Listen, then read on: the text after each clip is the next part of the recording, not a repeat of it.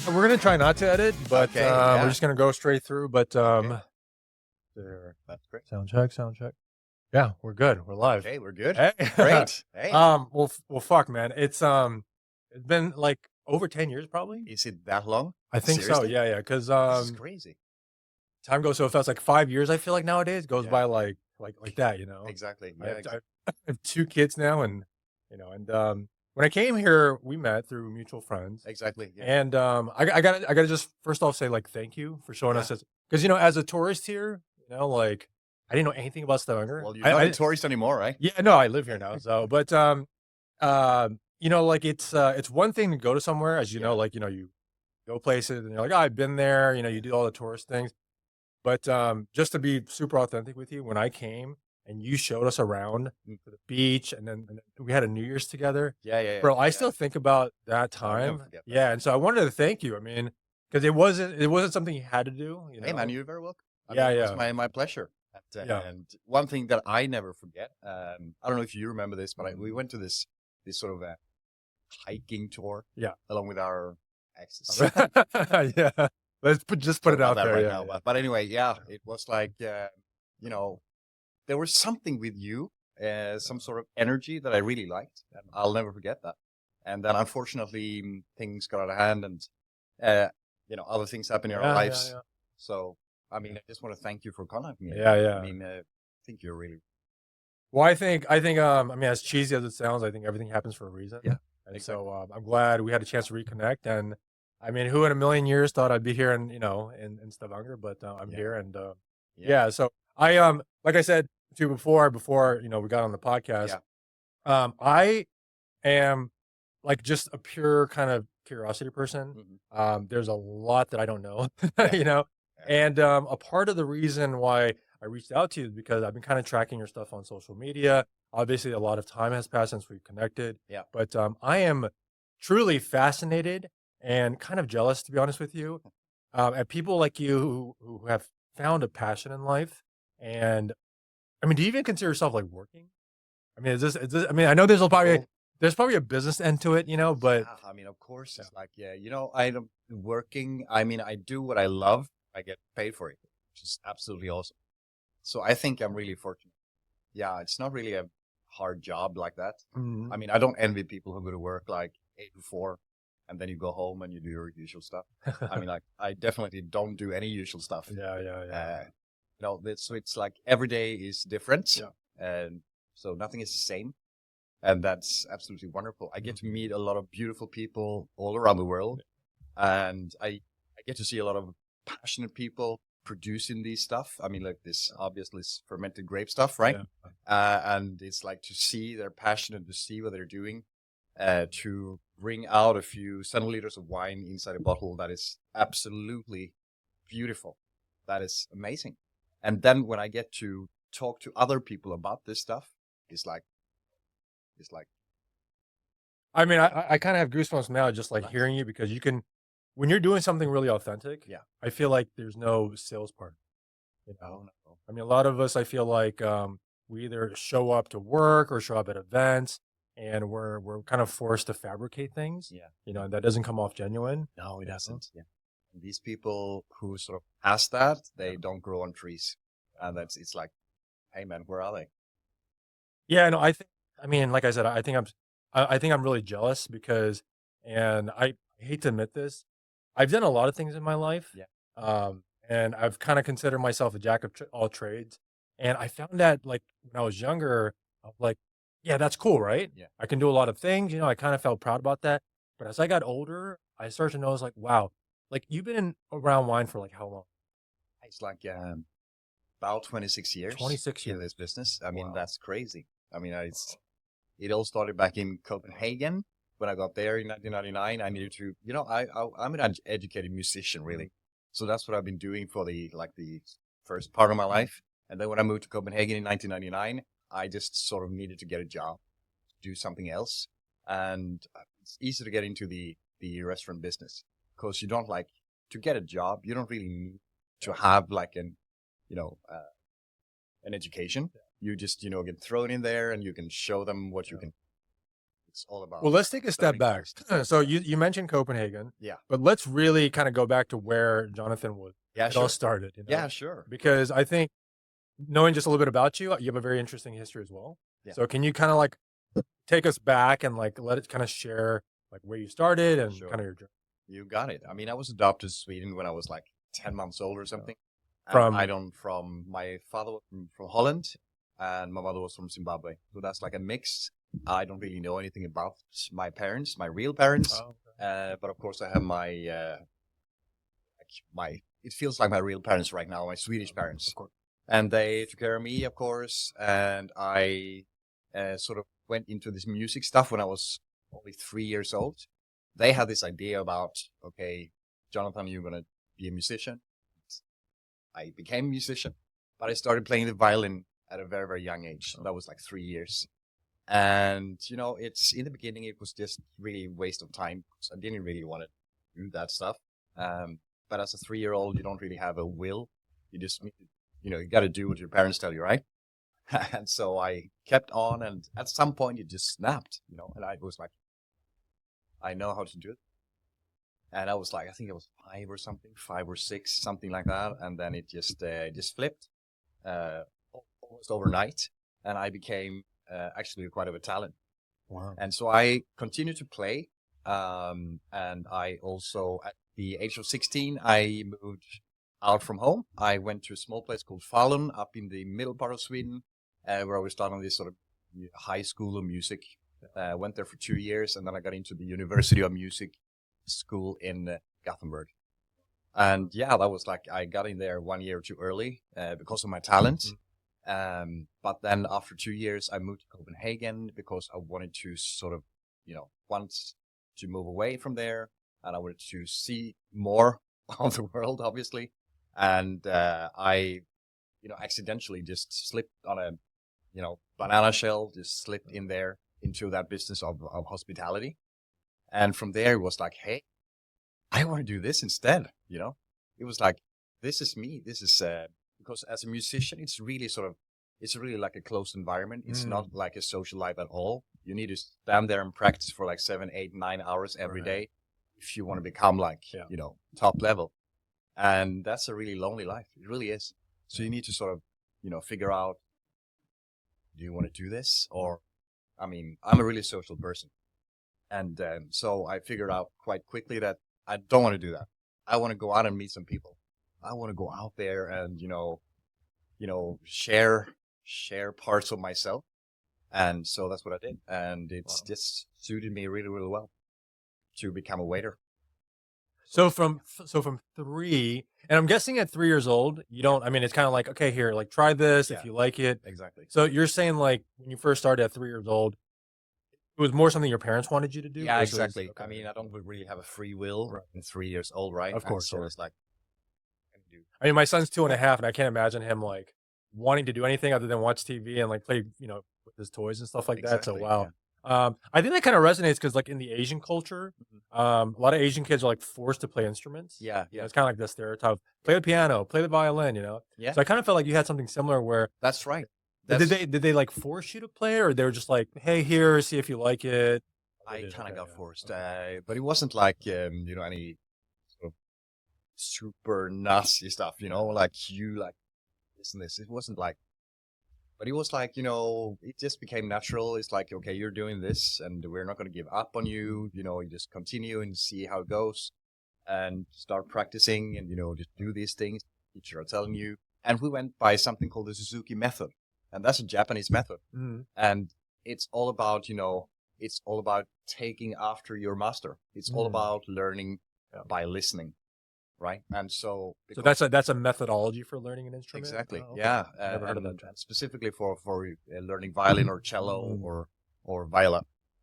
It's like word known, you know, learning it. It's a very, very good way, because when you learn to listen, then you pick things up really, really fast, and that's also beneficial later in life, because with languages, I think I'm quite talented. I kind of pick up things really, really fast, Right. and I know how to make myself understood in, for example, Italy just a little bit, and in France, Like languages, I speak all Scandinavian languages fluent, like Norwegian, Wow. Swedish, Danish. Even though there are small similarities, that's quite difficult Hmm. actually to actually be able to speak all these three Yeah. languages. So I picked that up quite easily, and that is because of the Suzuki method. Yeah, Wow. So the methodology implemented while you learned the violin exactly. can be kind of like applicable towards.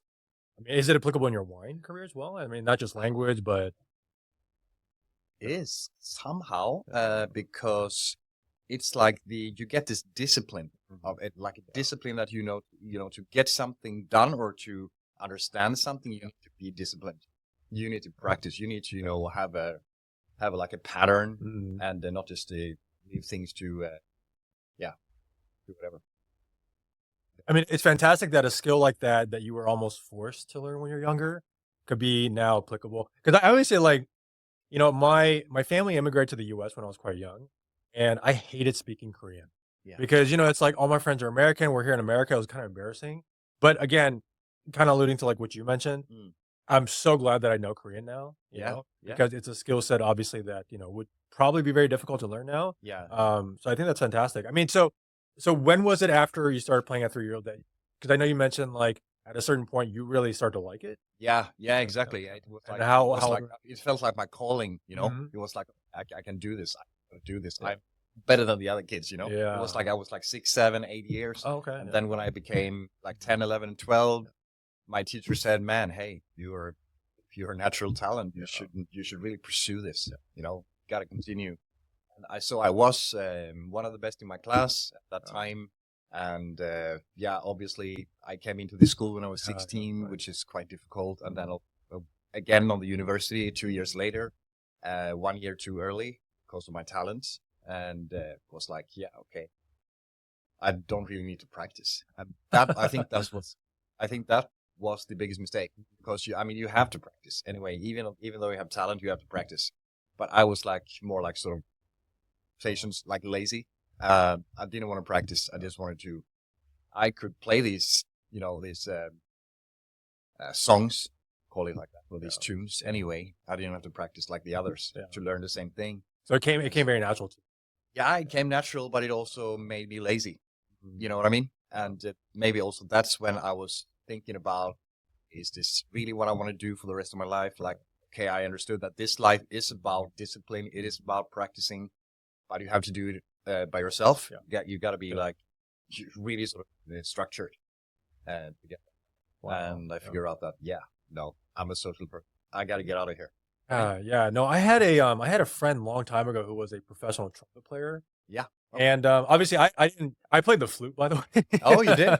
Yeah, I played the flute, Right. last chair, hated my life, I hated it, so I had the opposite experience. I don't I blame was you. I was horrible at it, I was like, I don't even know why I started playing it, I think a friend of mine started. Okay. Yeah. But anyways, this friend of mine who's a professional trumpet player was kind of explaining to me the whole process, Yeah. and, I mean, because he did it as a career, of how cutthroat it is. Him, like, auditioning, Yeah. getting certain part, the politics involved. It was almost like professional sports. Yeah. I mean, I was blown away. So I can imagine when you say, like, it was a lonely endeavor. I mean, I It can, is.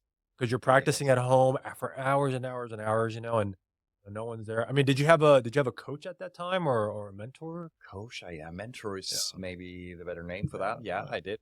Of course, my parents were endorsing it, and they were also supportive. But it was like, in the end, it comes to you need to learn these tunes. You need to learn the technique to actually make it happen. Mm. I mean, if you go to an orchestra, to listen to an orchestra, you'll see everything has to be completely, it's like a symbiosis. Yeah, Everything yeah. has to be completely synchronized. And that's really, really difficult. And to be better than that, you need to be, become a soloist. It's even, it's double that work. It's crazy. I mean, some people got very, very few people in the world that they sort of have that drive. I have that drive, but in something else, obviously. And so that Was it in your university experience? When you were like, okay, I'm good at this. Don't really need to practice. I enjoy it. Is this the period that you started feeling like maybe there could be something else for me? yeah, exactly. And It's just like, and was getting into the hospitality restaurant business the catalyst for being like, okay, I'm making that leap, not or really. how did I that didn't really think kind of about that yeah? at all. What did the transition look? Yeah, it was like I was practicing. Sorry, I was not practicing. I had that talent, but I also figured out that okay, you need to practice if you want to be somewhere in this industry, and that's it's sort of like crystal clear that if you don't practice, you won't become become a, and it's quite difficult to make yourself to make a living out of that. You got to be like really really The good top. to make good money in music. You're a struggling artist, you know. Exactly. Yeah, exactly. Yeah. And so I figured out, on the university that, okay, maybe this isn't a thing, but I didn't really think about the hospitality business or about wine at that point. Yeah, sure. It came just natural when I started to accidentally work at a restaurant. And it was like, okay, hey man, this is super easy. I mean, people love what I'm doing and picking things up really fast. Maybe because of that discipline that I was like so growing up with. So at that point, let's say, so you became a waiter. Yeah, I in started as a Copenhagen. waiter. Yeah, exactly. Actually, I started as a bartender first.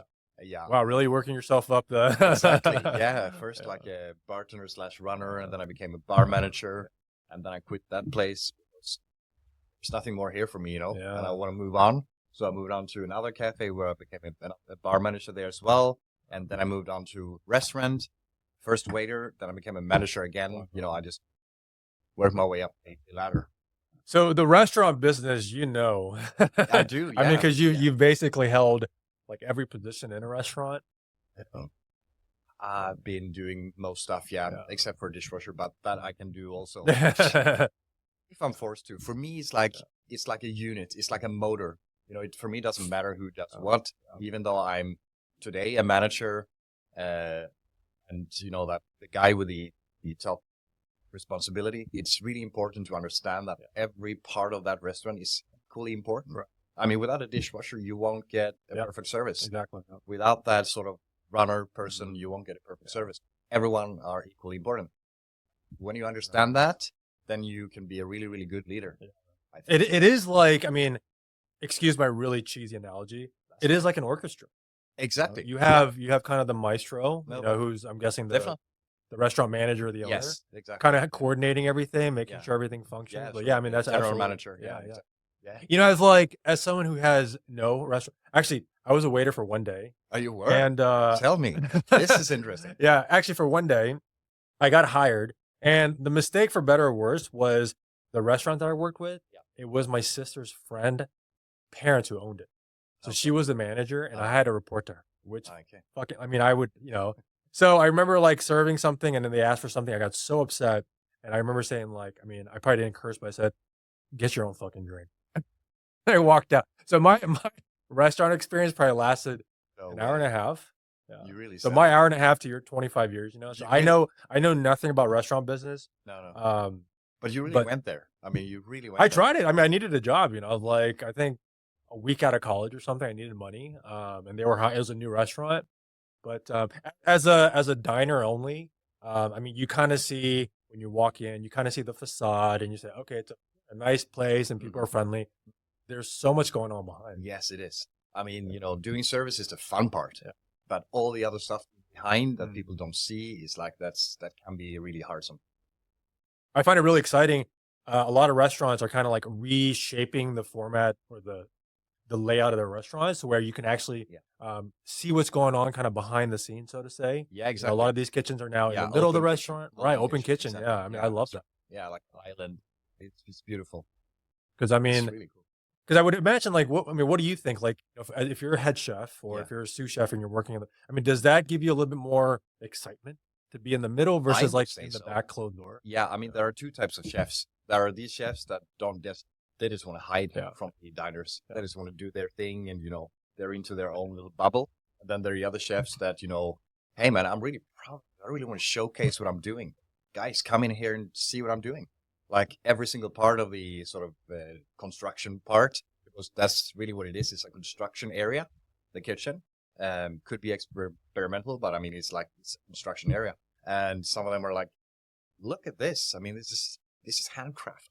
It's like, it's a piece of art. And I think it is. It's really a lost art because a lot of stuff, is so manufactured now. Yeah, exactly. And there's becoming more, or I guess less and less things that are handmade. And Yeah. food, I feel like, I mean, you see like robotics making food now. Exactly. Exactly. But food is, I feel like one of those things where there'll always be a place for handmade. Yes. Like Yes. people, like I come from a Korean background, and kimchi made from my grandma tastes a lot different than kimchi bought in the Of stores. course. Yeah, Because because it's made by soul. a little bit of that soul. And again, I don't know that soul has a taste, but I think it It does. does indeed. Yeah, of Because I course it think does. I think it does something to our like neural chemically. It like it's okay, like someone made this. Yeah. Yeah. And so Exactly. yeah, so I love the format where you can actually see the chef, and I mean, especially with fine dining, when you see that it's not just sustenance, it's not just food, but No, but an exactly. art Exactly. presentation. Yeah. Exactly. I mean, I would hope that. I mean, I would think that you would want to kind of Of showcase the course. process. Yeah, exactly. I mean, Yeah. I am also that type of person. I love to show things. And, talking about that, the, sort of gourmet restaurants, it's a showcase. And yes, it's a piece of art, but it's also about textures. It's about temperatures and different flavors fitting together absolutely perfectly, even though you wouldn't really think that, for example, a fermented quince goes really well with, for example, I don't know, pear or sea buckthorn, and then suddenly it's just melding together. It is just a beautiful thing.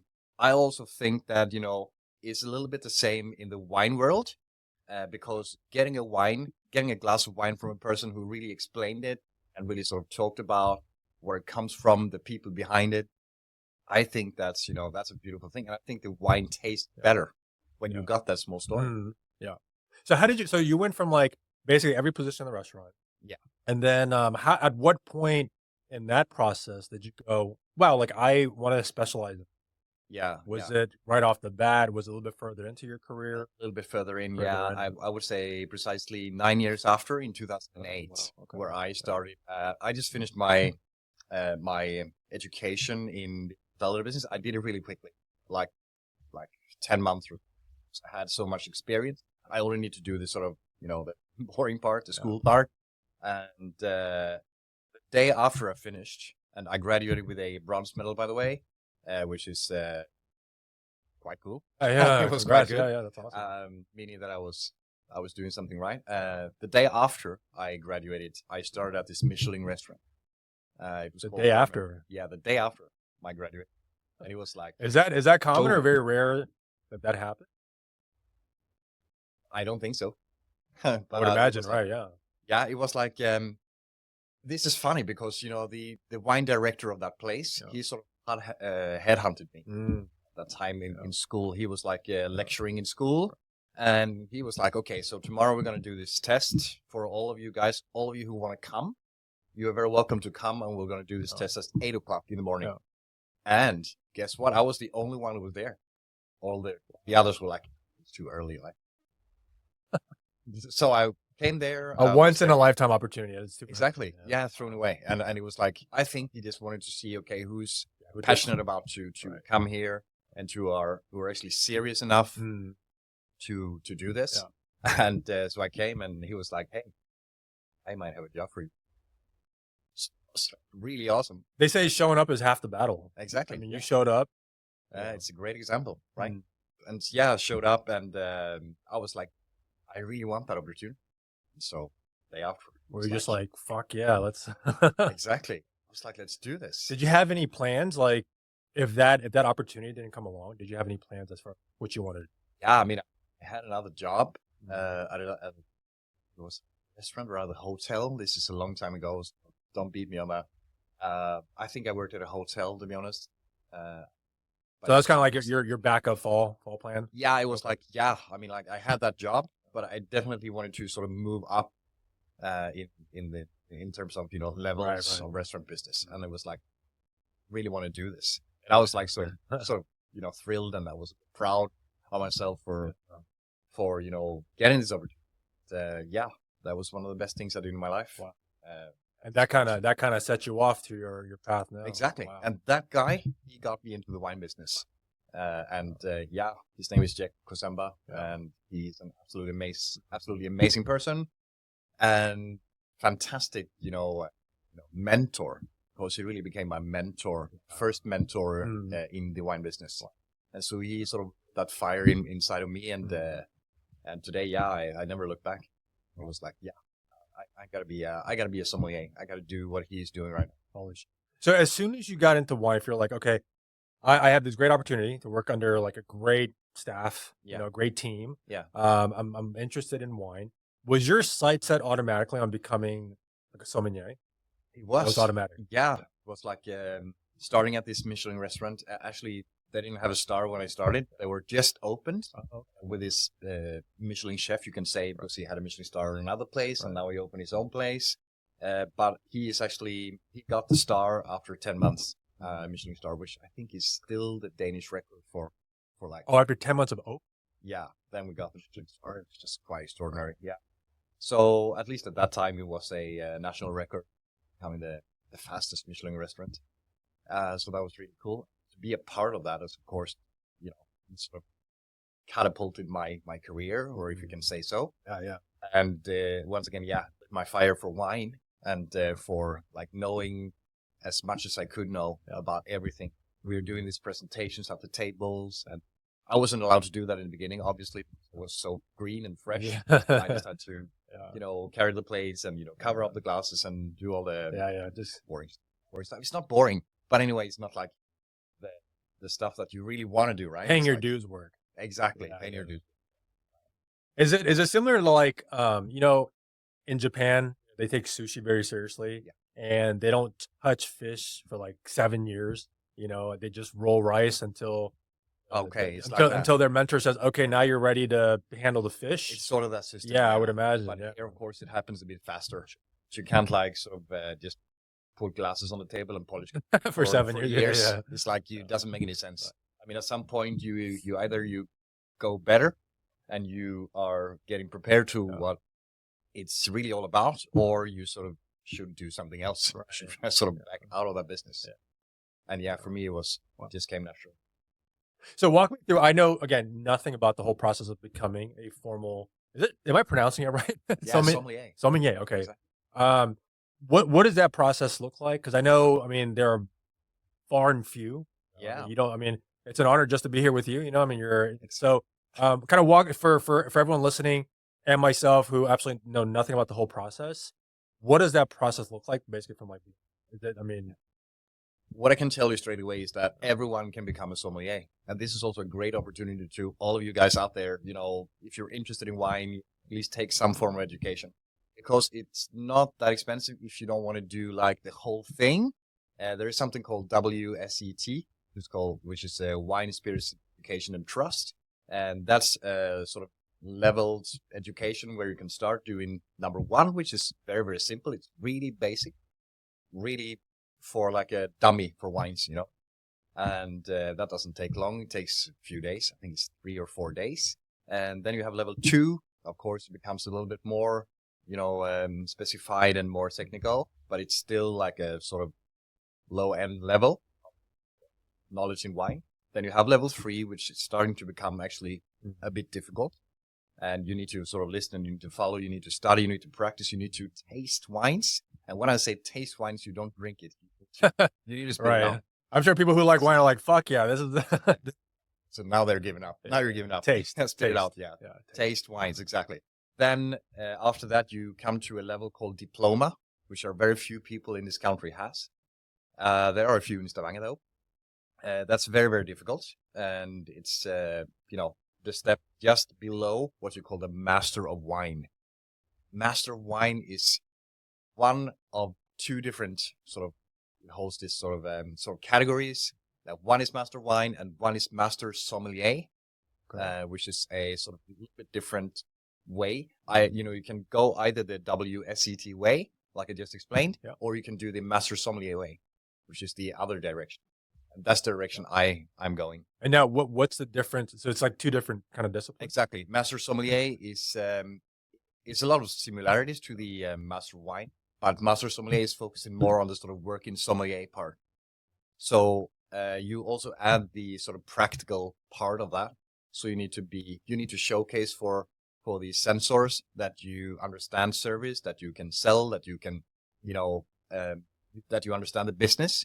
You have to showcase your knowledge about how to serve, how to decant, how to open a bottle of wine, how to make a wine pairing really quickly, and also how to taste different beverages really fast. So you go through. It's like a Norwegian championships in wine, in sommelier. So that's from part. So that's 3 parts in the master sommelier. You got the theoretical part, you got the practical part, and then you also have the tasting part. Right. So I'm not, condescending on master wine at all, because that is so difficult as well. But master wine is, I think, just that level. You're upping yourself just a little. So okay, if I'm understanding this correctly, there's like a service aspect of Exactly. sommeliers That's right. that's not master of wine. Exactly. You don't have that. So There what? is- I got a kind of a full picture of a sommelier. Yeah. What is the master of wine? Like, how does it differ, Yeah, a master wine. or are there a lot of similarities? There are a lot of similarities, yeah. because you need to have basically the same sort of knowledge of taste wines and how to identify wines. That's really what it's all about. Right.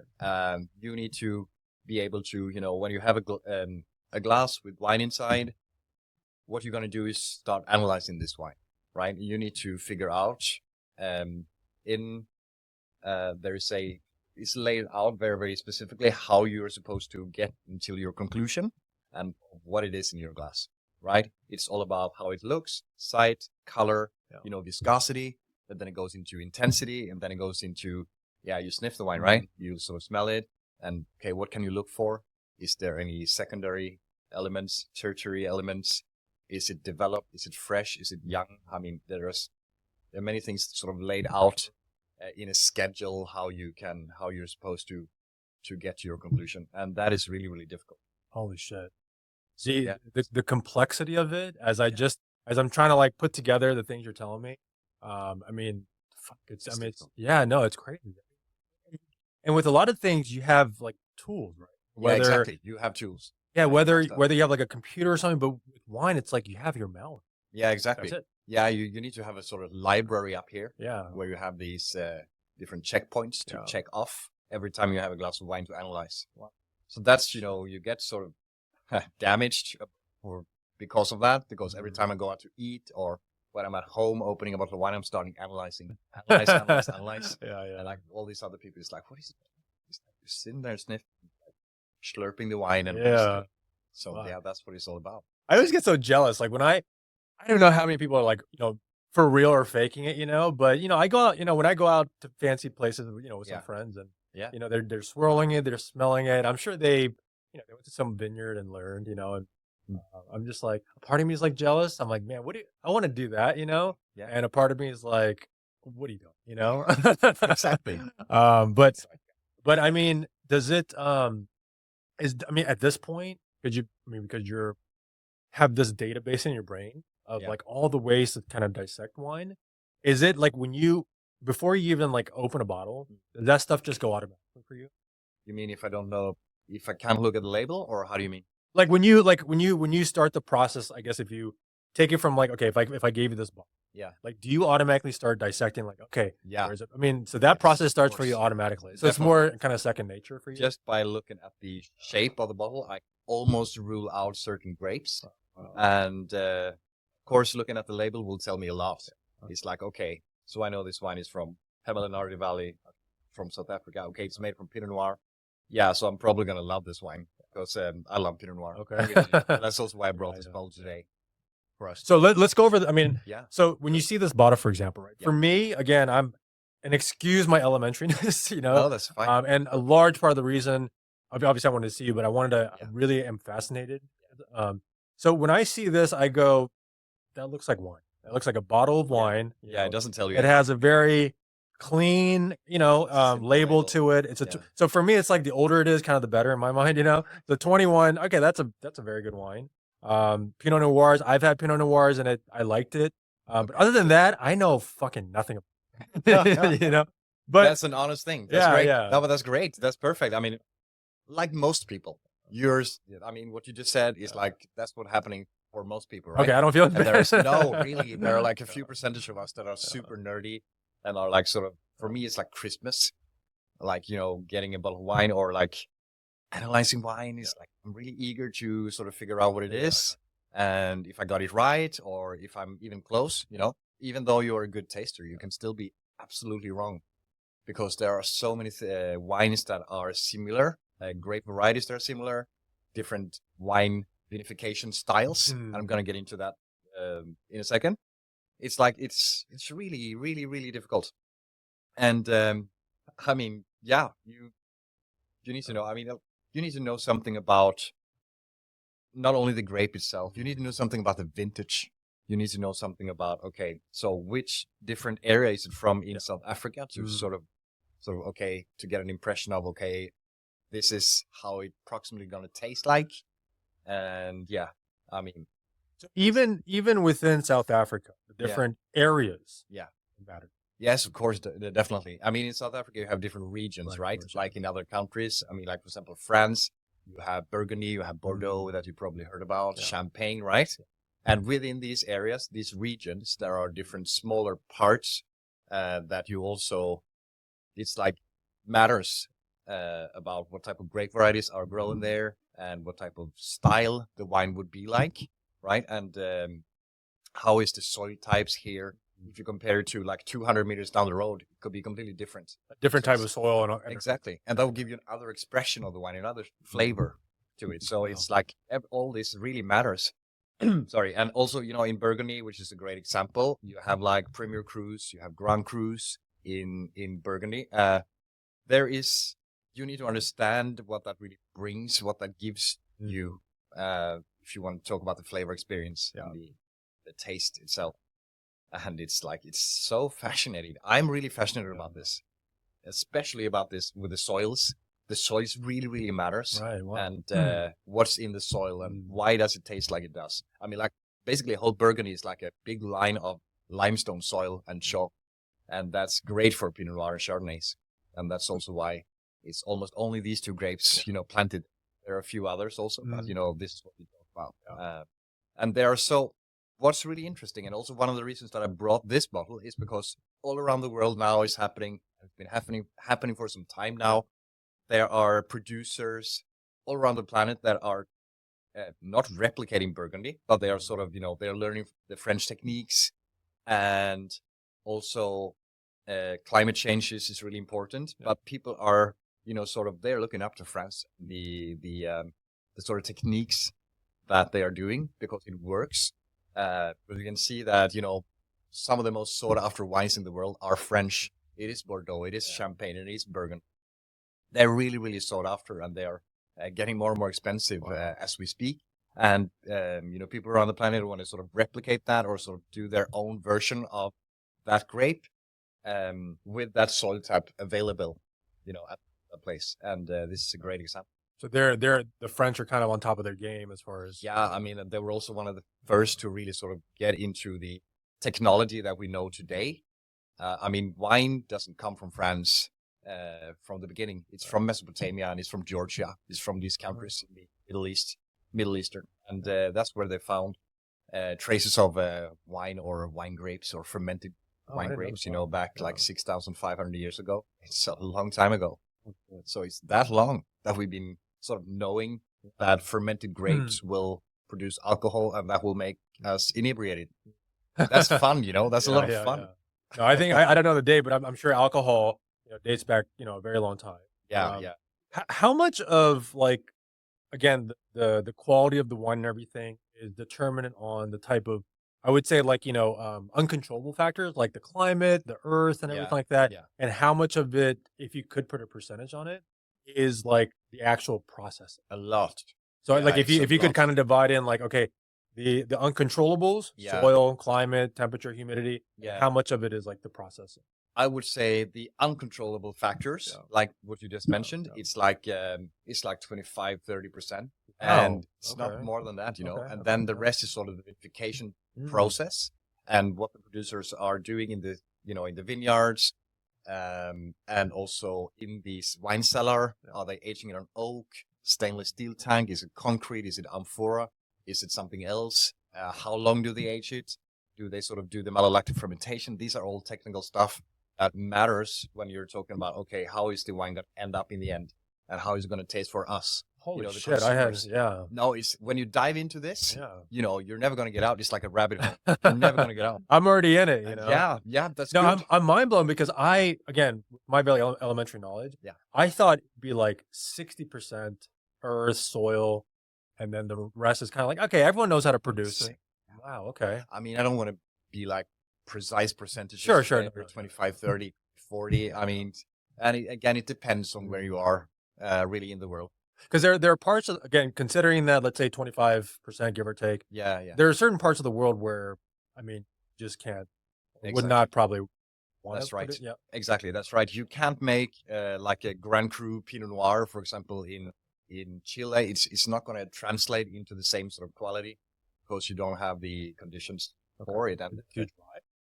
no, it's not too dry. It's like you don't really have the right soil types for getting that elegance in the wine. So it's like soils is important. Yeah, sure. But even though you would make the wine do the same vinification style as in Burgundy, it would never be the same quality. But So you can do a lot with vinification. You really can. Yeah, it sounds like so. You could from Chile. Yeah, it probably wouldn't be the best. Exactly. Yeah, you can get a great wine from, let's say, Pinot Noir, for example, or Chardonnay or Sauvignon Blanc. You can get a great example, beautiful sort of example really of what something that would be produced in France, but it would never be as top notch. You can try to replicate it a lot, and you mentioned a lot of people are trying to replicate it. Exactly. But, yeah, I don't know if that makes sense to you at No, all. absolutely. Yeah, it's like I think like anything else. There's they're like Tennessee, right? Is known for their whiskey. Exactly. And so you could probably recreate the process, but you're not going to get that, like you would in France for. Exactly. That's right. That's a good analogy. Again, I don't know anything about whiskey, but that was kind of the analogy that kind of popped into my brain. No, but sure. Yeah, why not? Are there up and coming areas where people are kind of like exploring and finding out like, wow, this area of the earth we never saw it that would come good wine, but now are there definitely is. I mean, like global warming is like pushing up north, right? So that means that more and more land are actually possible to grow wine grapes on. And I mean, like Denmark and Sweden is like sort of good examples are that they're actually starting to get more and more, the quality is getting better and better. Back where I was living in Denmark, there weren't really much to choose between, but now I can see that there are many different wineries actually that are coming. Danish and Swedish wineries. Quite good. It's not like top-notch French stuff, but it's getting much better. And it's because of the climate. You can also see England is probably the best example because, like sparkling wine. I don't know if you heard about sparkling English wines. They are really pushing the limit now towards the quality of champagne. I don't think they're quite there yet, but it's really, really, it's getting up the ladder for sure. And that is also the soil types matters, of course, but also the vinification techniques and the people behind it. And they know how to sort of nurture the grapes in the right way and harvest, wait it out. It's extraordinary what they've done up there in England. Yeah, so it's really coming now. Yeah, so there's a lot of like technical elements where like again, like I never, when you think wine, I would never guess Danish, Swedish, English wine. No, right? Yeah, exactly. But as the technology improves and the techniques, you can get decent wine from exactly. And also hybrid grapes that are sort of crossed together to become more, cold resistant for this type of climate that we have here in the Nordic countries is also one thing. They just added an 8th grape, for example, in Champagne not too long ago, which is called Voltis. And normally before there were only 7 grapes in Champagne. Everybody knew that, but now it's 8 grapes in Champagne, and that also showcase that people are experimenting around the world, also sort of adapting to the new climate and the climate change. Is that 8th grape something that was created or something that was found out? Yeah, that's something that's created. It's been crossed together. It's been like experienced. How can I say in a lab? Like, okay, so cross this and this and so that you see more and more of that now. I mean, I would imagine with the advancements of technology and experimentation, you could probably crossbreed a lot. You And then, I mean, would you be surprised in maybe 5 to 10 years? You're like, what the fuck what is this? Exactly. You Yeah. know? No, definitely, Yeah. definitely. And I'm like more like the old school Yeah. sort of sommelier. And but as a sommelier, as a proper sommelier, you need to be updated on these things. Of course, It's yeah. important because you are an educator. You need to tell other people about this stuff. This is your craft. Exactly. And as things change and improve and advance, like the eighth grape, for example, you can't be a sommelier and not know that there's an eighth grape, Well, And you can. There are many sommeliers who don't know, but I mean, like to be serious about your Right. your work, what it really is, and to be passionate about it. I think you should at least, follow a little bit what's happening in the wine world. There's also the sustainability part, right? Right. Probably that's heard big about here in that. Scandinavia. It's really important, not only Scandinavia, overall the whole globe. It's like, okay, sustainability is really important, and how are we going to leave the planet for our next generations or the generations to come to actually have, like healthy vineyards and, like the planet where there actually is something to build on. So that's also one of the parts that's people are talking about all the time. It's really important. I think it's. Yeah. What part of wine farming, is that the proper term? But what part of that do you think has been unsustainable that's now kind of changing to more sustainable? Unsustainable. So I guess my question is like, just like you mentioned like more sustainable farming. Yeah, exactly. Yes. It's moving that direction. I guess my question is like, what is it about something that's happening now or in the past that made it like not sustainable? Like what is it that people are trying to it's more like that we are more aware of what we are actually doing in the vineyards. You have to think about the economics. You can't just waste stuff. You need to think about everything as a whole, more like this, I normally say like the circle of life, that everything is sort of connected. It's like one single system. It's a closed system. And that goes not only for the vineyard itself, but also for the winery and the financials, the economics. How are you going to be a sustainable farmer and a sustainable seller? I mean, right? So, I mean, you got to sell your products, but you still want to produce a great wine, right? Yeah. So it's like, it's not just go out there, press some grapes, squeeze it together, and here you go. Yeah. See you later. It's not like that. It's like, you really have to think about our planet, the nature itself, and not to contaminate the earth while spraying with these chemicals. Do that. That's really what we call commercial wines and the cheap wines. For me, I don't mind drinking a bottle of wine for 150 kroner on Wine Monopoly. I really, really don't mind. But the wine needs to have a soul. It needs to have a flavor and also something that I can relate to, not only within sustainability, but also, it needs to have a soul. You taste the grape and you need to taste the place that it comes from. That's for me is really important. Of course. Yeah, but not everyone thinks about that. And you go to the Wine Monopoly, for example, would you care about that? Would you think about that? I mean, to be honest with you, I would. Yeah, exactly. Right. But now that you mention it, I mean, there is a social responsibility aspect to everything. It is, exactly. But And, and then again, how would you know if this wine that you choose, Right. how would you know that it is sustainable?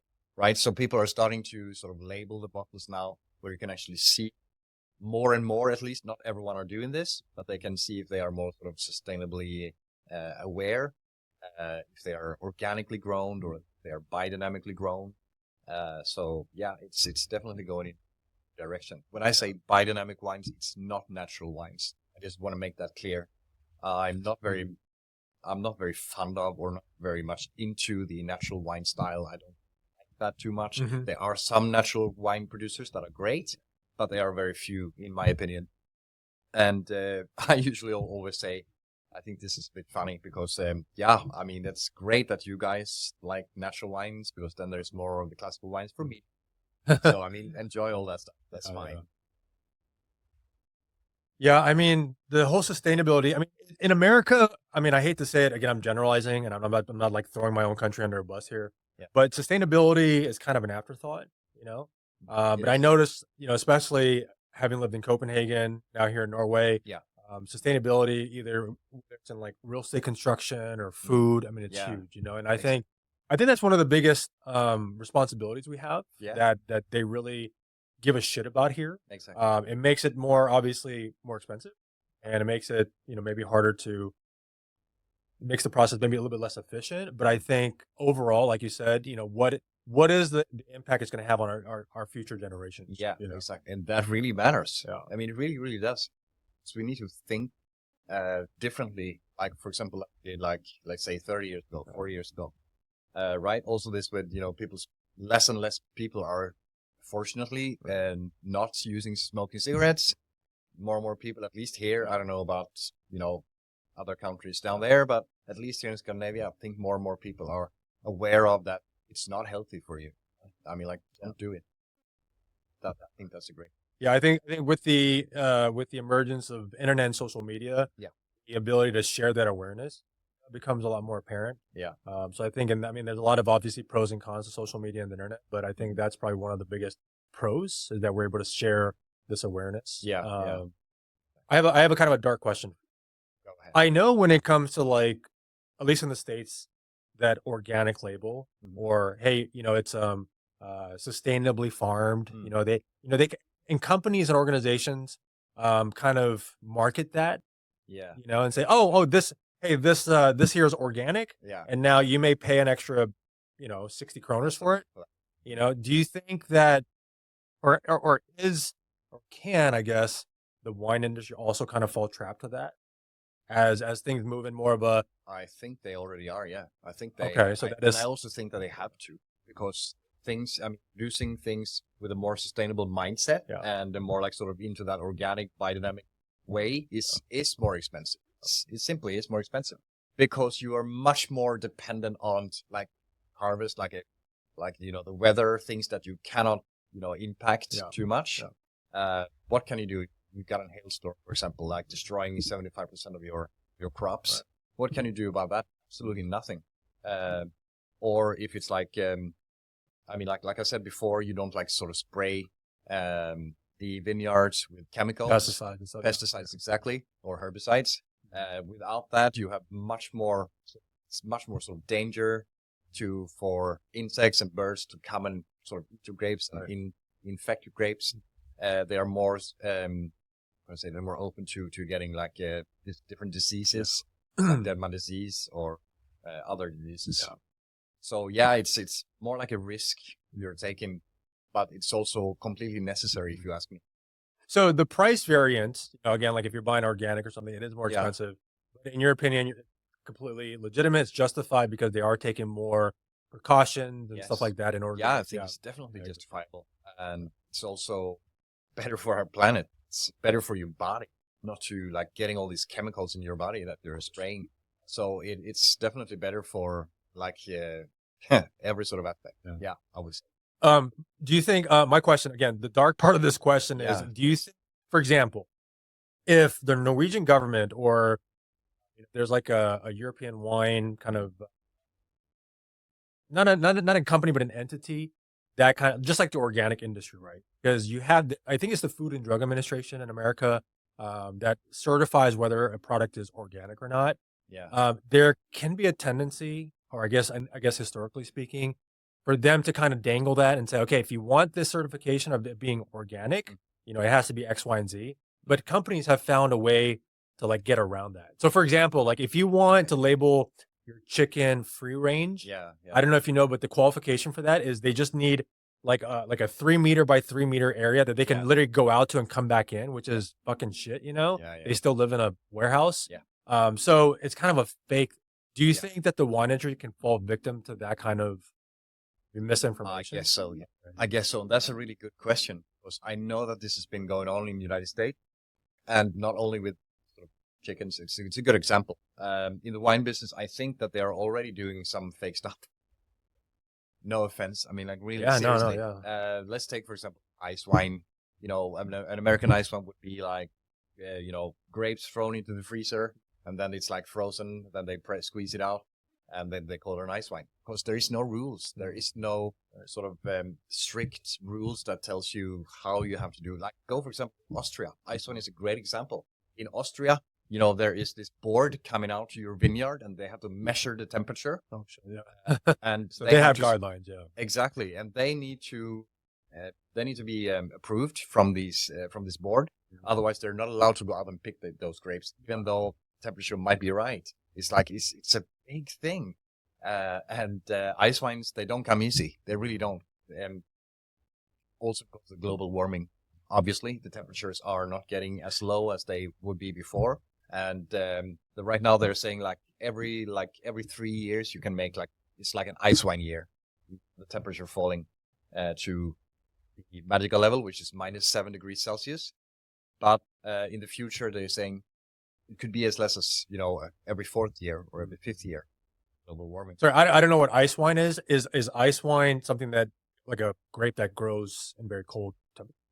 Yeah, ice wine is a style of wine, you could say. So it's grapes that have been matured for a long, long, long time, so that they get more sugar. The more mature a grape is, the more sugar they develop. And so if you want to make an ice wine, the temperature needs to be at least -7 degrees, but there cannot be any, any noble rot on there. And itis, it's this fungus mushroom that are sort of, they're piercing holes in the grapes and sucking out the water so that they look like raisins in the end. That's botrytis.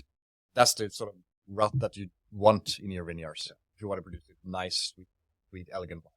But in an ice wine, they have to be completely fresh and whole grapes. They cannot be infected. Then you cannot make ice wine. So this is really a game of chance.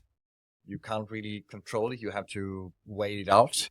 And so if the temperature never gets to -7, okay, so then you don't have ice wine that year. It's like you can use the grapes for something else. For example, a Beerenauslese or an Auslese, but you would not be able to produce an ice wine. They are wrong. So if you go and either you're at a restaurant or you're traveling and someone presents to you an ice wine, it's kind of a special. Yes, definitely. Yeah, I never even a real treat. I never even heard of the term, but No, if really? because if I go somewhere and they say we do have an ice wine, Yeah. Now after talking to you, I'm gonna be like, no, give me that. Exactly. It's so delicious. It's amazing. I also feel now when we've had this first conversation here on the podcast, I feel that I need to sort of educate it a little bit more on that. Of course, yeah. And sort of give you some samples and give you some, we can talk about this another time as well. Continue, because we can't there's so many things. I know, yeah. We're ridiculous. We're just scratching the surface. Yeah, exactly. We're just scratching the surface. Yeah, and I feel like there's probably, again, like the iceberg example, there's 90% of it still left to talk about. That's right. And that goes for me as well. I would say that I'm still on the tip of the iceberg. There's so much knowledge. Wow. After 25 years. It's ridiculous. Yes. After 25 years. It's like you never get completely educated in this. You never will be. You never finish. No, and that goes the same for when you become that master sommelier. I don't think I ever will. It's so difficult. It's like 600 people in the world who pass that exam in the world. Out of almost 9 billion, right? So it's difficult. It's like almost the amount of people that's walked in space, went to space that has passed that exam. It's that difficult. Do you have aspirations of? I'm going to. You see that pin there, right? The certified sommelier, it says. Yeah. So that's that's level 2 of the master sommelier that I passed some years ago, and now I'm going to do the advanced master sommelier in a few months. Going to England, getting a shot of that. Yeah. To see if we'll see. Yeah. Is that a very what's really briefly, what does that process look like? So when you go to England, is it so walk me through kind of the components of Sure. Yeah. So this is sort of a self-study course. It's like you have to practice yourself, to read yourself, taste yourself, all that stuff. So when you come to the exam, you need to be completely prepared. It's like, they expect you to know a lot of things. They expect you to know exactly how to taste all these, these glasses of wine that you get in front of you. You get 6 glasses of wines and you need to blind taste that in 25 minutes. 25 minutes. You need to analyze each glass.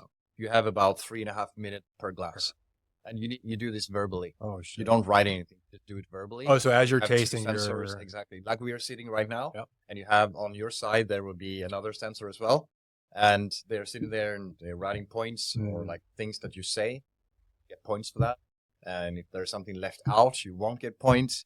And you need to, sort of collect as many points as you can. And so then in the end, it all comes down to, okay, did you get the grape right? Did you get the vintage right? Did you get the land right? I mean, like the country right? And then it goes to region, and then it goes to quality, and then it goes to oakiness. Is there any oakiness here? You sort of follow the paper that, we have this paper right. that you need to sort of follow, be able to get to the right conclusion. If during that tasting you say, for example, oh, this is the Spanish versus, and then it's actually like a French wine, would they dock you on that? Obviously, Yeah, of course. But it's more like the way that you're thinking. right. So if you say it's a Spanish wine from a cold climate, let's say, for example, Bierzo, which is situated in the northwestern part of Spain, which is more a cold climate, and then the wine is from France. France would be almost all the areas in France are sort of cool climate.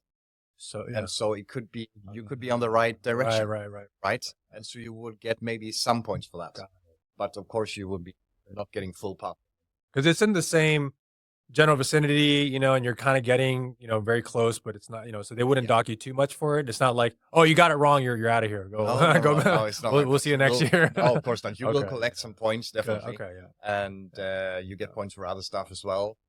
It could be the wrong grape, but you could be a grape that is extremely similar, and then you still get some points for that. So you're not completely screwed because you're able to identify, and they want to know that you're able to think and identify. Yeah, exactly. The right way of analyzing a wine. That's the whole way of thinking. Sensors. So that's one part, and then you have the theoretical part. That's like 80 questions. 24 of them are multiple questions. So there's a written portion of it. Huh? There's a written portion of this. Exactly. Yeah. So on these 80 questions, you need to answer within 45 minutes. That means that the pencil needs to be on fire. You need to write 80 questions. 80 questions in 45 minutes. You need to be quick. You have like 10 seconds per question. So if you get it wrong, you can't sit there and think for half a minute. Yeah, no. You got to be firing. What is it? Yeah, fire. Okay, so I don't know. Okay, so you go to the next question.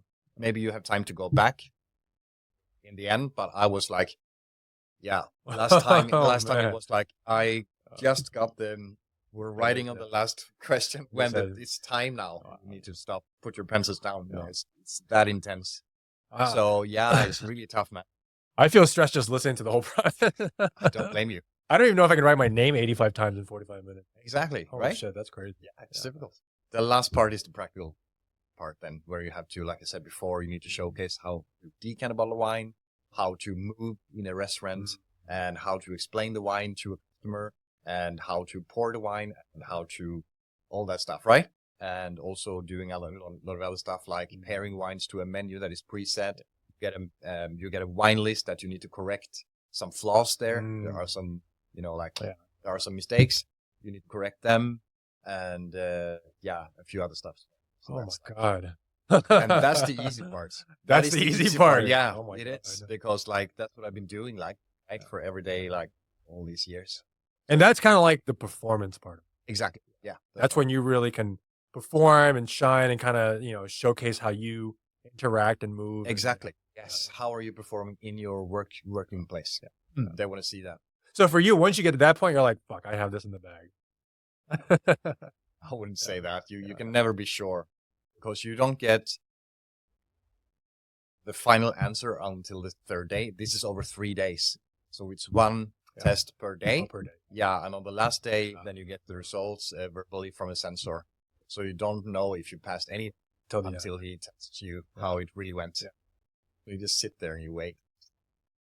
But if it wasn't that difficult, it wouldn't be worth. I mean, you'd have sommeliers everywhere. Exactly. About a third of everyone who tries to pass the advanced master sommelier, the one I'm going to do now, is about a third are passing. So it means that 66% they are failing that test. It's very, very difficult. And in the master sommelier, I think it's 98% failing. 98% are failing that test for a whole year. So you're probably just going in there, man, I have like a 2% chance of getting this. Let's see if we can. Yeah. That's after I need to do the advanced first. Can't skip anything. Anyway, I want to get into the bottle. Yeah, no, you have it there. Yeah. If you don't mind. Of course, this is the fun part for me. Yeah, perfect. First of all, I'd like to tell you really quickly how to open a bottle of wine. Yes, please. I don't know if the camera can see this, but I'm just going to do it over here. Yeah, cool.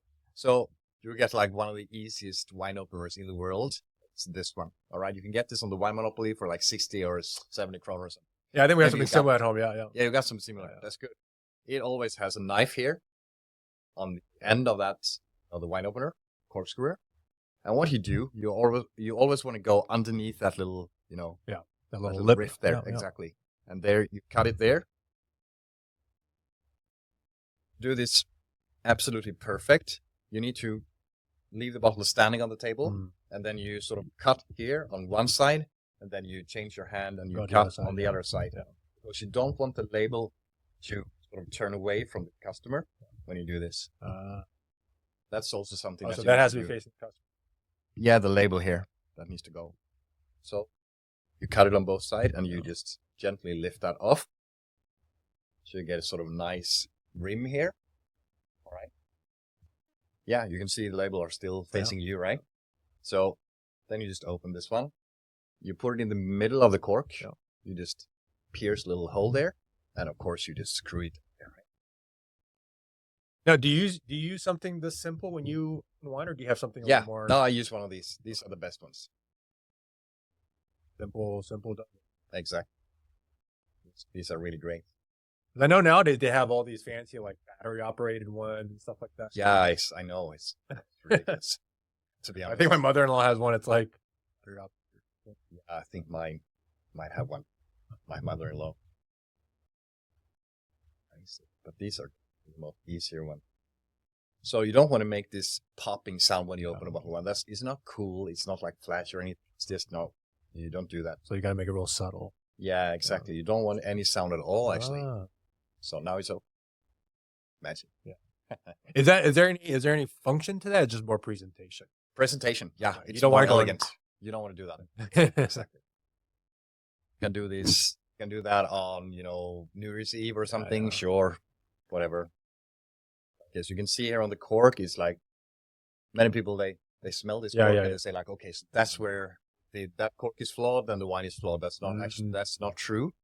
Actually, because you need to test the wine, and that would be the final information if the wine is good or bad. The cork can be a little bit musty. This one is not. It's perfect. Mm-hmm.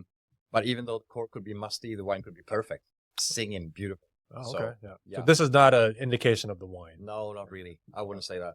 But it is an indication of how the wine has been stored, because this is like nice and moist. If that would have been really dry, that means that the bottle had been Sitting like standing like this, Yeah. and a bottle should be lying down like that in your storage room. like perpendicular to or parallel to the ground. Yeah, exactly. Yeah. Sorry, horizontal. And because, the cork gets moisture all the time and would not dry it out. Yeah. If it's completely dried out, it will also leak oxygen. And that is a big chance that it's actually going to be ruined. Would you write off a bottle of wine that's had the twist cap? No, not at all. No. Is that The screw cap, you mean? because when I see someone, I'm like, that's a cheap. Yeah. It's not at all. No. No. Oh, really? They can Okay. be really expensive. Really? It Okay. has Yeah. nothing to do with that. I mean, maybe if you go back like 15 years when they started to do these screw caps, might have been like an indication of, okay, that's a cheap one. Right. But no, not today. No. Because there are some benefits with that screw cap as well. It's 100%. It's not going to oxidize, and it's not going to be cork.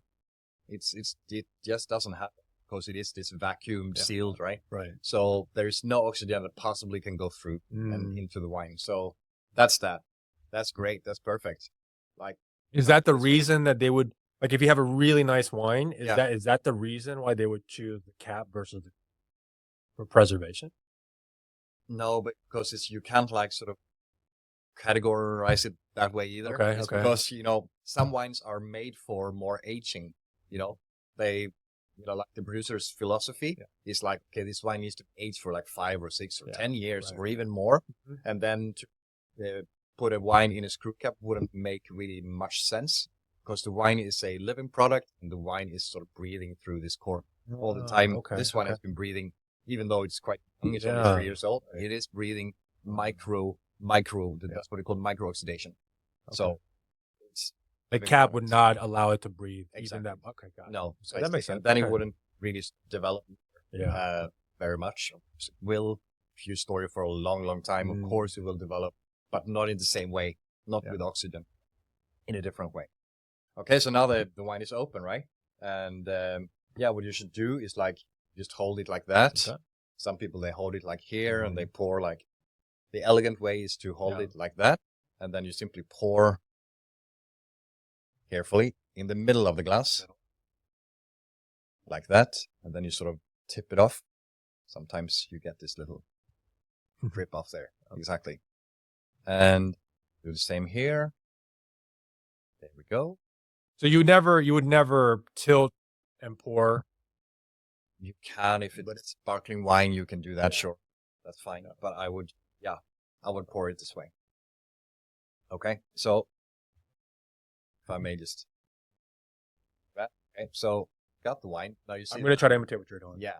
Yeah, exactly. So now I'm swirling the glass. Very good. I'm not as elegant as you are. No, but that's really good. Yeah. That's awesome. You are swirling the glass like that because you want to open the wine up. Okay, let it. Different things you're doing when you're doing this. You're opening the wine up. You are also, the wine is very cold. You're also heating it up a little bit by swirling it. Oh, yeah. Yeah, exactly. And you sort of, take away if there's anything reductive or volatile in there. Yeah. You're sort of opening it up. Being more, ready to be drunk. Fuck, you look so cool doing that. I feel like a. Yeah, but I do this every day. Like decade. Yeah. So it's kind of. I feel like it's on the wrist. Yeah, it is on the wrist. Yeah. It's just a centrifugal force. Okay. You just glass swirl itself.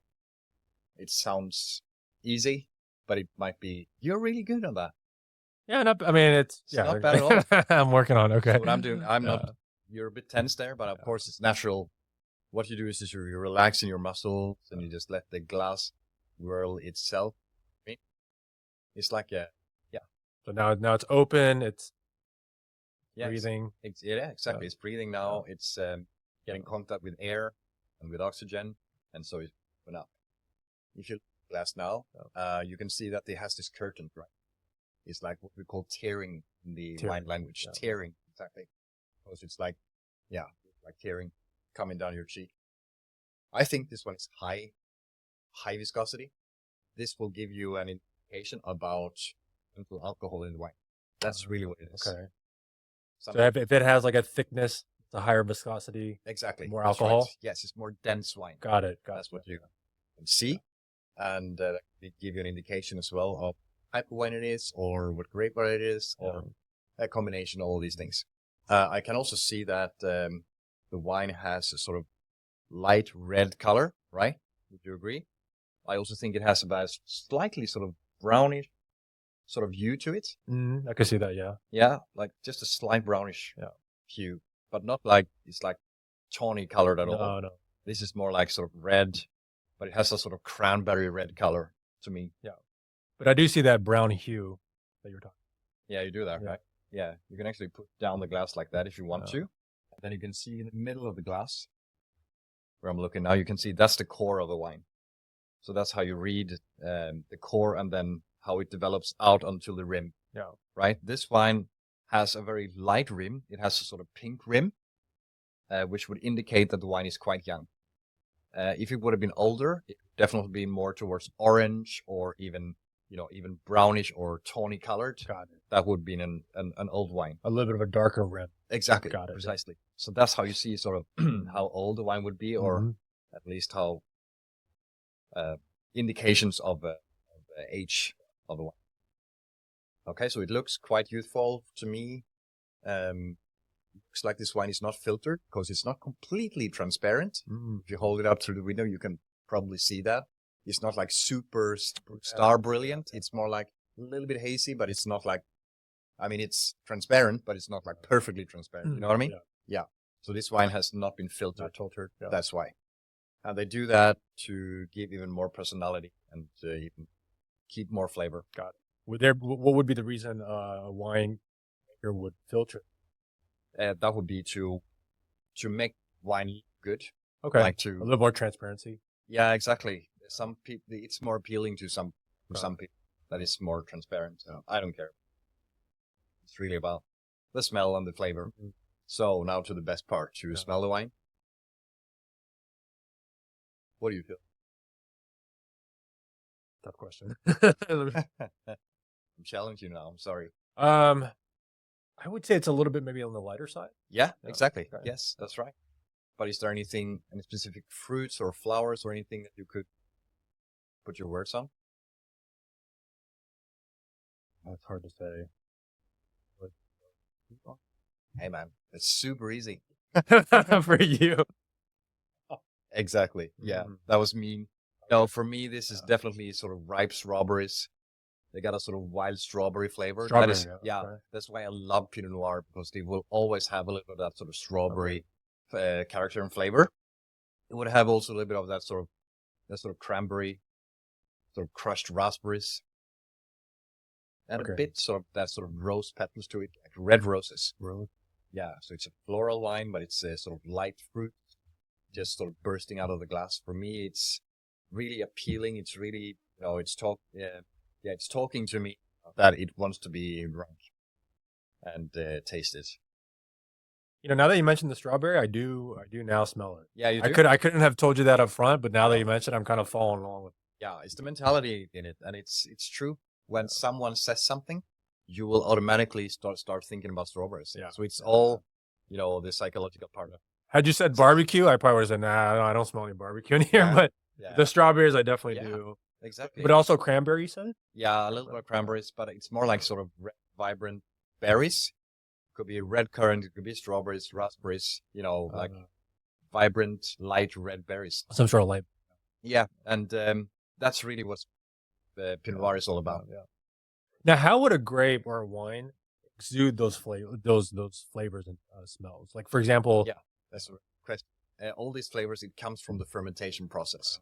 That's where people are like, you put like strawberry juice in there? I didn't want to say it because that's going to sound like an idiot. But No. yeah, I mean, I was very curious on how those scents and those Yeah. volume. Yes, it all happens in the fermentation process. Okay. I mean, there is like every grape has its own sort of personality Yeah. and sort of characteristic of saying wine, and would have, okay, so for example, Cabernet Sauvignon have blackcurrant for like one of the most obvious ones, and for example, Sauvignon Blanc would have elderflower berries, and Riesling would have like white peach and apples. It's like every single grape variety has its own fingerprint.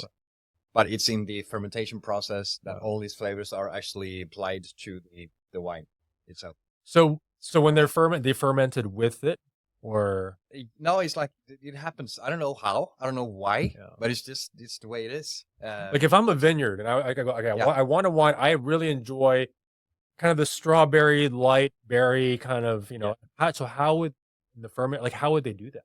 Yeah, it's like, first of all, you need to sort of treat the grape itself in the best way that you can.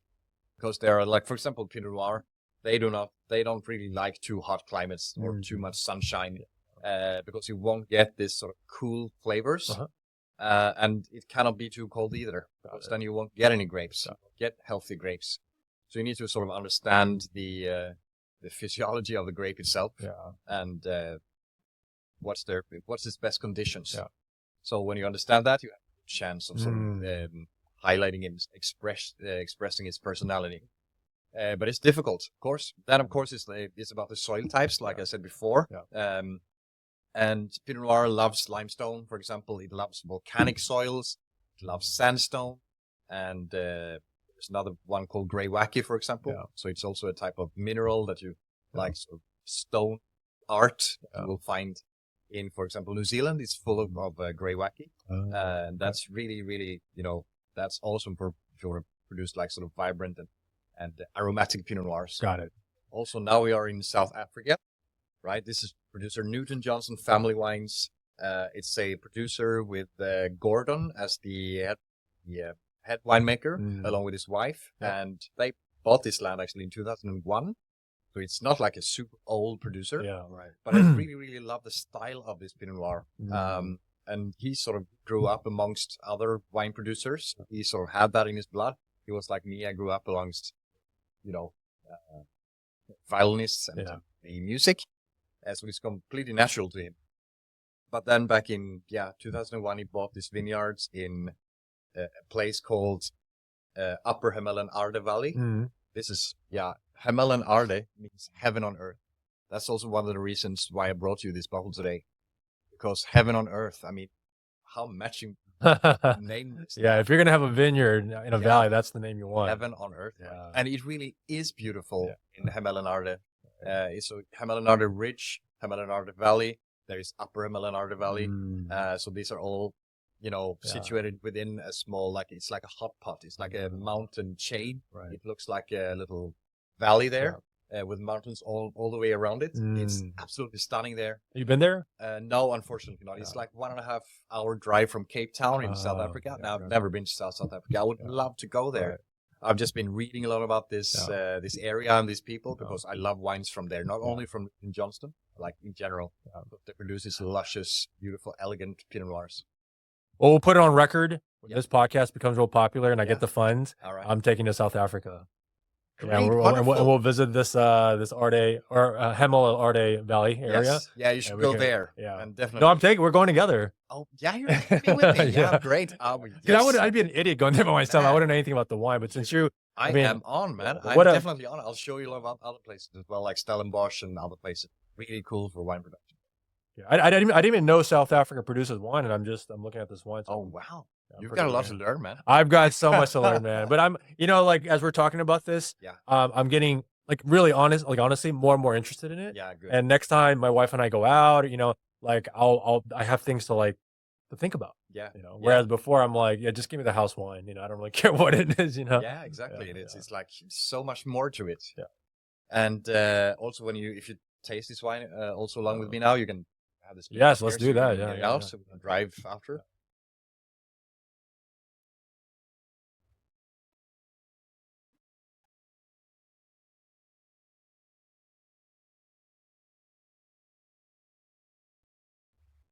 Yeah, to all your listeners, you probably heard that sound.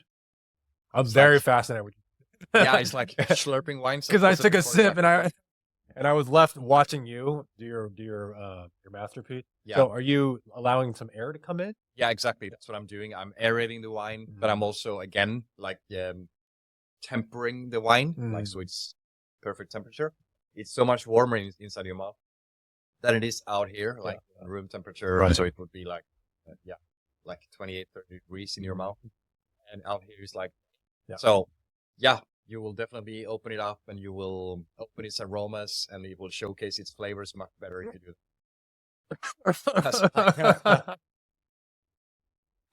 There we go. I try to copy what you did, and I actually had someone down my throat. Oh, so man. You're facing down? You're kind of allowing the air reverse gurgle. Yeah, exactly. I'm just allowing some air inside while I'm sort of slurping. It's a word even. Can I see it again? Slurping. No, can I see you do it again? Oh, sure, of course. You go just take a little.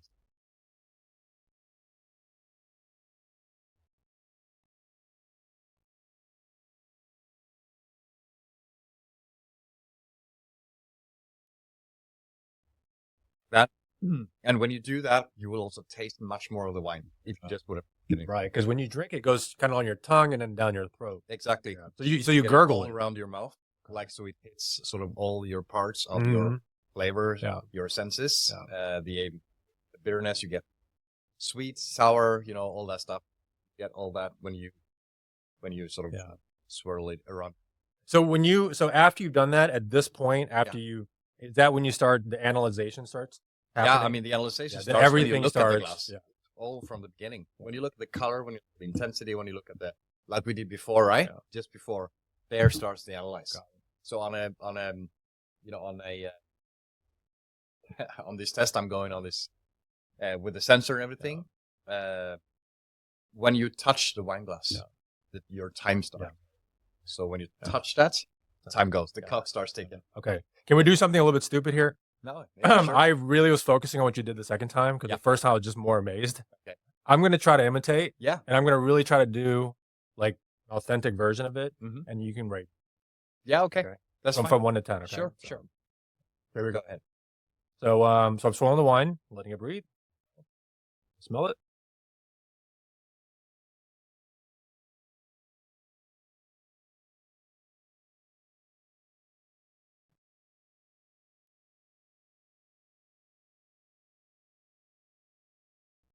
Bravo. How was that? That is amazing. No, no, No, listen It to me. was- Honestly, you went from 0 to 100 in like no time, Holy fuck! I taste so much more of the wine. right? I told you. Oh my god! It's not for fun. It's like Now, that's how you analyze it. now, if I went to a restaurant and did that, Mhm. would I look like a complete douche, or would No, someone go, the that guy no, knows the opposite. Yeah, the opposite Oh, around. fuck. They would like, hey man, he knows his stuff. Fuck, man. You know? I Yeah. have goosebumps. Nice. Literally I can goosebumps. see that. Wow. You know, man, That's I amazing. love, I love learning. You know, and Great. Yeah. your passion for this stuff is Yeah. like it's coming on to me. And the cool thing is, like, I'm sure a lot of people listening, a lot of people love wine. Yeah. You know? Exactly. But they know like very little about it. Like my in-laws and my wife love wine. It's But also but when I connects. when I see them drink wine, they get like, oh, if it's a special occasion, a little bit more expensive. It's based on taste and label. And when I see them drink it, they drink it just like I did before. And now I can share and say, hey, this is really how you, dude. I'm so thankful. Like that. I mean, just to learn that, and to how to properly analyze and like process the wine and taste it. Of course, man. I'm super thankful. No, but of course, my pleasure. I'd love this. I could do this all day long. Really, honestly. Yeah, me too. But one more thing Yeah. about this is like when you analyze the wine, you also think about food. Like those two things, they come hand in hand.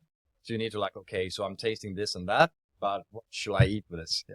Right. So that's the other thing that you go with a master sommelier, obviously, because you are working on the floor and you need to be able to really quickly, sort of be able to recommend different stuff, like different food, different courses or different flavors, acidity, you got all that stuff. And for Pinot Noir, which is really, really versatile, one of the most versatile grapes that eat anything almost. This for me, it's like risotto with mushrooms. It's like chicken parmesan. It's like coq au vin. You can eat like pizzas with this. You can eat like, like a steak. Duck is beautiful along with Pinot Noir. Like a duck with the parsnip puree and a demi glaze Madeira. And it's just absolutely full. God damn it! I'm getting hungry just listening. That was my point. Bart, maybe we should have our next podcast at a restaurant. Yeah, sure. Yeah, because like you said, like I said, I'm not again very an expert in this, but when you start naming those foods, I was like, yeah, that seems right with. Yes, exactly. Because it also has a bit of that about that sort of forest floor. That's what I call forest floor. It has that sort of old mushroom flavors to it. Yeah, hell yeah, it's beautiful. Yeah, I can feel my own mouth. Water is to pile up here. Well, with a So I'm little getting bit hungry. with a little bit of this kind of still in my mouth, and then thinking about those foods, really makes your mouth water. Yes. Yeah. Good. That's the one. Am I becoming a wine expert here? It's really impressive in like no time, and you went from like 0 to 100. That's amazing. Okay, so go from home and show your wife. Yeah, I know. From 1 to 10, honestly, you're not going to offend me. 1 to 10. Yeah. How was that? The slurping thing. Yeah. From 1 to 10, I would say that's about a 6. I'll take a 6. Yeah. I'll take a 6. That's about a 6. Yes. Oh man, that's not too bad, right? But it makes sense. No, I love a 6. I thought I was gonna get like a 2. so I'm 3 times more than what I thought. But really kind of. You say gurgling? Yeah, gurgling. Okay, I didn't want to mix it. Mouthwash terms and precisely. But gurgling, it really allows, because I mean it makes sense, because so much. I mean you taste with so much more of your mouth. Yeah. People just do exactly. Yeah, through your You gums still and your feel the teeth. wine, right? Yeah. Some time ago now, you tasted it. Absolutely. Still there. Right? Yeah. So that makes so much. Beautiful. Yeah. I mean, really beautiful. I think this is a really good wine. This, okay, so I can tell this is like $3.95 on the quality. And for most people, it's a bit high, the higher side. For me, no, that's the / lower part of my wines in price ranges. The most expensive wines I have in my cellar at the moment is Well, that was I was going to ask that before, and I was like, man, do I have like I really wanted to kind of wing this podcast today, because I mean that's how I like to do things. But one question I did have was, for a sommelier, what is in your wine cellar? Yeah, exactly. Yeah. That's so what does your collection look like? Yeah, my collection I have certain styles of wines and certain wine style, maybe the best to sort of explain that. I love to drink champagnes. I love white wines, and then I drink Riesling and Chardonnays. I love, obviously, Pinot Noirs.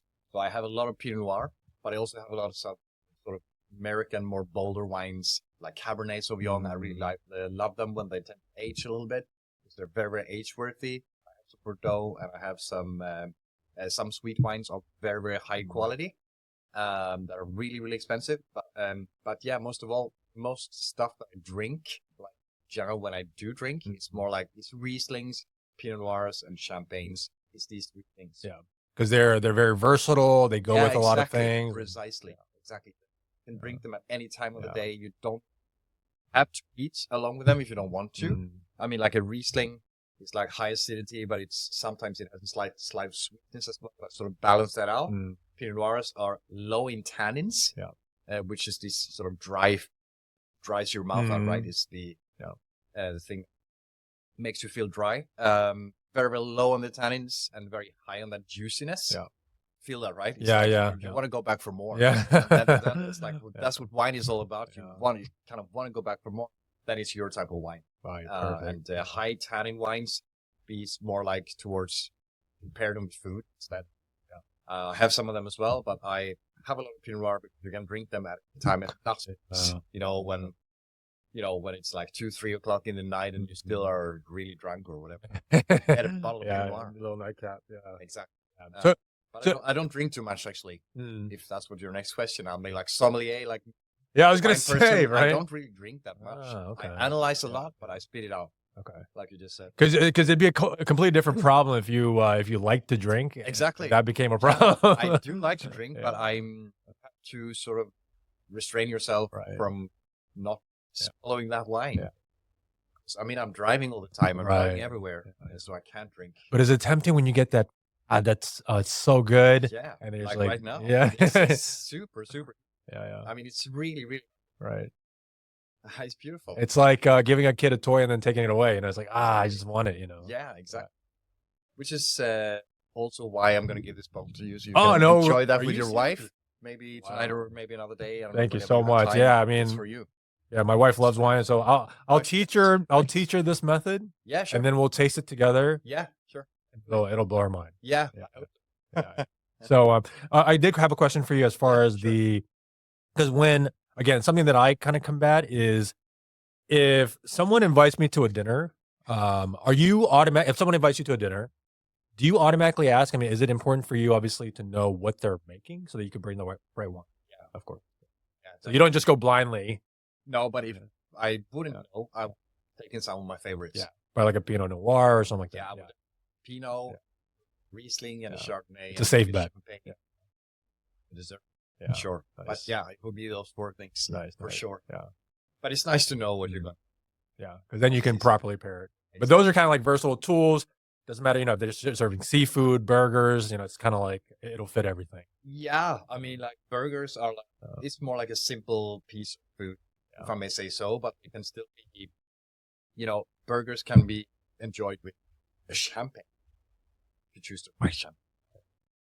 It can be chosen with a Pinot Noir, but you have to choose the right Pinot. Right. You choose with Cabernet, but again, you need the right, all right?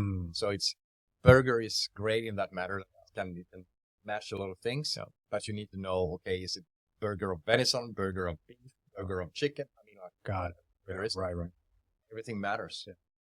And what, like you mentioned, you have like I went to the alcohol store here just to get a bottle of wine. Yeah. And I went in like that cool section. I'm like, holy shit! This is where.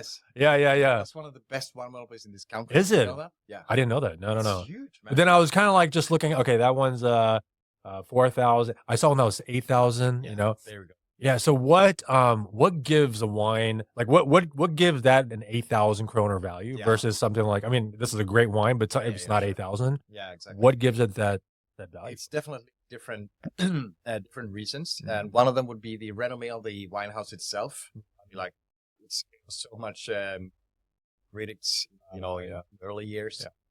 Yeah. It has like built up a name for itself, and that itself is expensive. Probably Cristal champagne, right? Mm-hmm. Yeah. Yeah, that is expensive, and that is, by the way, a Magnum bottle of Cristal, vintage 20. That's where all the rappers pop, right?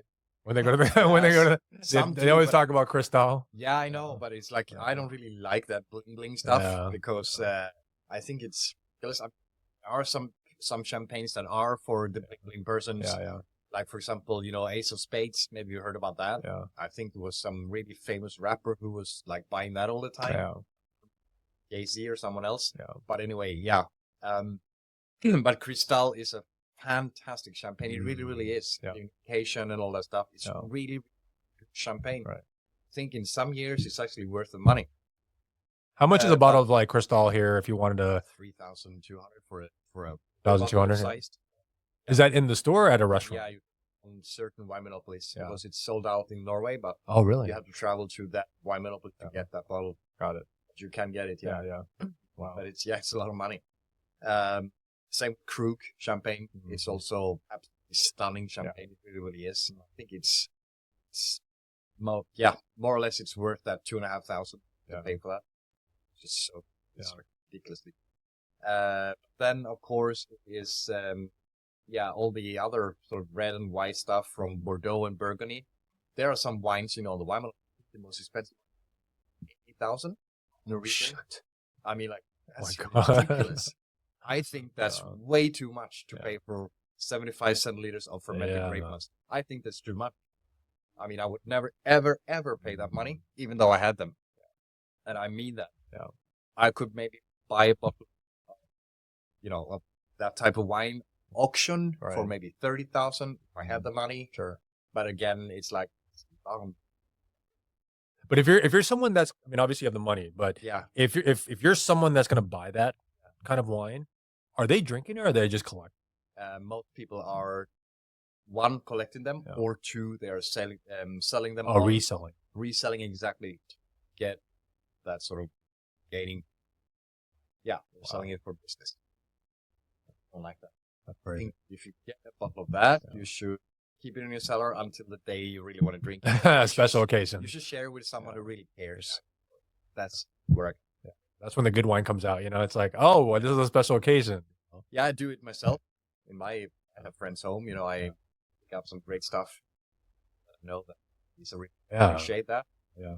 Then again, what better occasion to bring out good wine than with the company of people? Yeah. Can a wine be too old? Like, could it be preserved too long? It can definitely be too old. Yeah. Because if I saw a bottle of wine, it said like 2015, I'd be like, holy shit. But the age is that's not even old. Really? Okay, so but does the age? I guess my question is, the older it is, does it correlate to better necessarily? Not always. Not necessarily. It's all about the wine style. I mean, for example, a good example. Last Saturday, like 3 days ago, I had a bottle from 1955. That was awesome.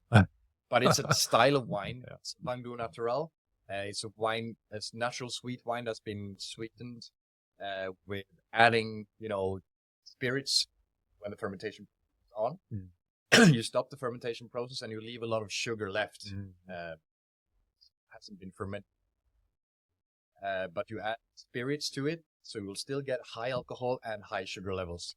That translates to wine for a long, long, long time. Because of the high sugar content? Yeah, high sugar and high alcohol. These are two really sort of preservative. Exactly. Natural preservative. Yeah. And it just gets better and better and really? better. Oh, yeah. fuck. And I could probably wait another 50 for better. But if the level of sugar and alcohol wasn't high, then that would essentially go bad. At some point it would, yeah. And example is of course a bottle of red wine. There are some vintages that are exceptional. For example, in Bordeaux or Mont. There are certain grape varieties that are better to age because they have tannins. Tannins is also a preservation thing, and it will sort of shock in balance for many, many years to come. I've had some great Bordeaux's from 80s. They're fantastic to drink now. But if you go back, for example, Bordeaux from the 1910s or 1920s, they will probably they're already gone. And like bottle of red that long. Definitely be very interesting to taste it. It's super cool for you to taste that. 100-year-old wine. Because you're drinking history. Right. Holy shit. It survived everything. It's like the First World War, the Second World War. Exactly. Oh my God. That's ridiculous. And so, but they are wines that can age almost forever. And that is what is so extremely fantastic about these wines. I'm talking about port wines and about Madeiras, right? These are the two, maybe probably the most worth-worthy wines. What did I say? Age-worthy wines, of course, in the world. Yeah. Because there are port wines now on the wine monopoly. I saw last time I checked, it was like the oldest one is from 1875. You can buy that bottle for 13,000. It's expensive. So yeah, but you can get 1800s. Yeah. Or late 1800s. 1875. Yeah. So it's like 150 years old. Ridiculous, right? It's cool. It's really just to think about it. It was and like, they sell it here. Huh? And they sell it. Yeah. Here on wine monopoly, yeah, you can order it. It's ridiculous. Like so I wouldn't be able to get a wine I love this wine. Yeah. I'm going to keep this for the next 50 years. I can't do a certain wine. This one, no, if it wouldn't been open, no, you can't keep that for 50 years. Well, if it was sealed and closed. No, it doesn't matter. Even before I opened it, it's not produced. It's not a wine that's produced for long term, preservation. Yeah. This one is made for quite fast consumption, I may say. So this is probably best now or within the next 2 years, and then it's starting to very slowly decay. Oh, that's good to know. Yeah. So, but it's all about what type of grape it is and where it's from and the vinification style. So that's significant. I have an interesting story for you. Yeah. Sure. I used to do real estate. Yeah. And I had a client selling a big house, I think about 30, 40 million kroners. Yeah. And downstairs they had a wine cellar. And a natural part of the process, I got to see your house. They walked me in. For me, again, having not known anything, I was like, oh, a lot of wine. I mean, this is a really cool wine cellar. You don't really see a lot of wine cellars in homes. And she said, I need to sell all this.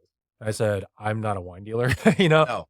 But I did have another client, kind of a high-end client that loved wine. Like he collected wine. Yeah. So I said, you know what? Let me ask. So he actually, I brought him to the house, and he said, if I'm going to buy your whole collection, I got to taste some.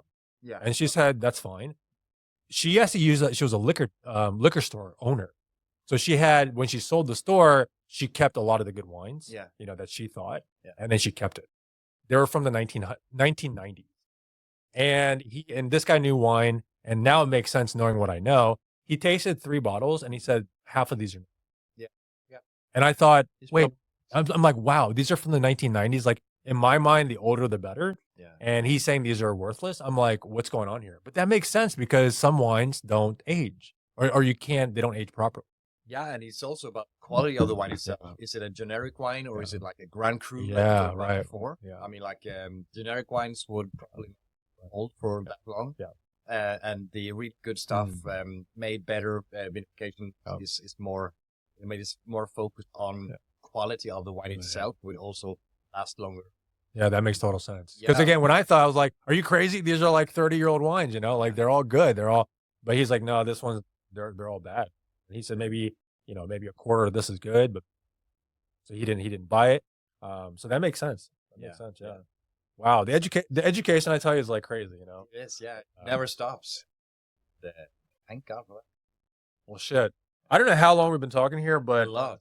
You need to go pick up your kids, right? No, my kids are actually sick today, so my wife has them. So luckily, I need to, Yeah, you gotta spare. Yeah. But I can't thank you enough, man. Honestly, of course. I hope we get a chance soon to sit down over a meal and because we should definitely do that. Maybe along with your wife or whatever. I told my sometime I would love to get you to know more of what I like, the stuff that I like, and pass on to you guys.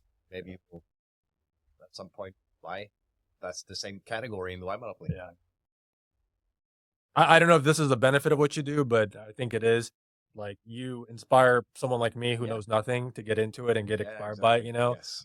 So again, I just want to thank you for your time today, and I hope we get a chance to do another one. After you get the stage 2, the stage 2 or 3, the certification. Yeah. Yeah, it's stage 3. I'm gonna. Oh, stage 3. Yeah. 3 out of 4. Yeah. So that's gonna be it. Well, once you get that, then I'll treat you to a nice dinner, and then you can do the. Oh man. I appreciate it. Well, thank you so much again. And I appreciate your time, man. Thank you so much. Thank you. It's been my pleasure. Yeah. Okay, cool. Okay. All right, guys. See you next time.